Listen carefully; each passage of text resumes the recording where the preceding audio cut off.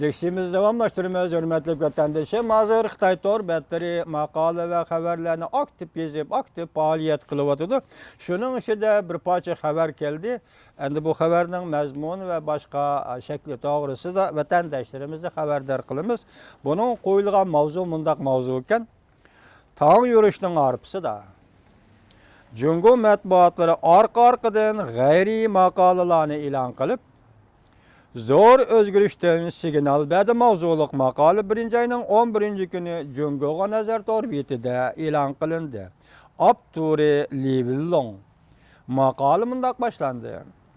Cungo kuruluğa nadamet ve ağırlış tolgan müşeküllerde yılının 5'ede Cungo'nun gumran buluşqa alakadar cemiyet zor özgürlük bulduğun vaziyettin direkt birdiğin signalla arka-arkadan tarqılışqa başladı. Cungo'nun gumran buluşuğa alakadar Cungo'da yakı cemiyet zor özgürlükten direkt bildiğin yakı muşu fırsat, muşu nişandan haber birdiğin direkt birdiğin signalla arka-arkadan Cungo'da tarqılışqa başladı. Bundan burun Cungo matbuatı ilan kılıngan ayşi özgürüşü. Mavzuluk makalada emeldarla iş çıkışını kütüp olturgan idi dep körüsülgen bolsa, onundan keyin Cungo matbuatı yani Mençin handallığının halak boluşu, tarihiden yoşurun bişaret bilen Cungo'nun nöbetki vaziyetiga seliştirimi kılgan acayip makalalar ilan kılındı. Yakından biri nurgun kişiler mundak hesapladı. Cungo hazır zor özgürlükten arpısırı turdu.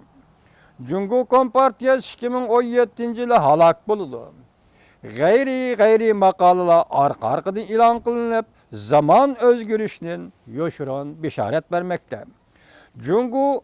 Cungoçu Başkuruş gizli ilan kılıngan 1911 yılı Büyük Mençin hükümeti ağdırılışının harpısıda mavzuluk makale hazır tor betlerde kızgın tarqılıp yürmekte.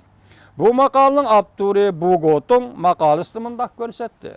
1911 yılı Beijing'de hukuk tutkan barlık hukuklarla özlerinin pat arda halak buluduğallıqını xiyalığıma keltirmegen. Lekin halk arası zaman özgürlüğünün xilmi-xil haberleri tarqılışqa başlagan.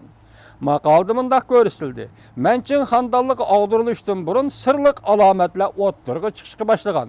1908 yıldan 1911 yılgacha qisqigan 3 yil ichida xalq ichida hamiyada Mençin ağdırıldı degan haberler tarqılışqa başlagan.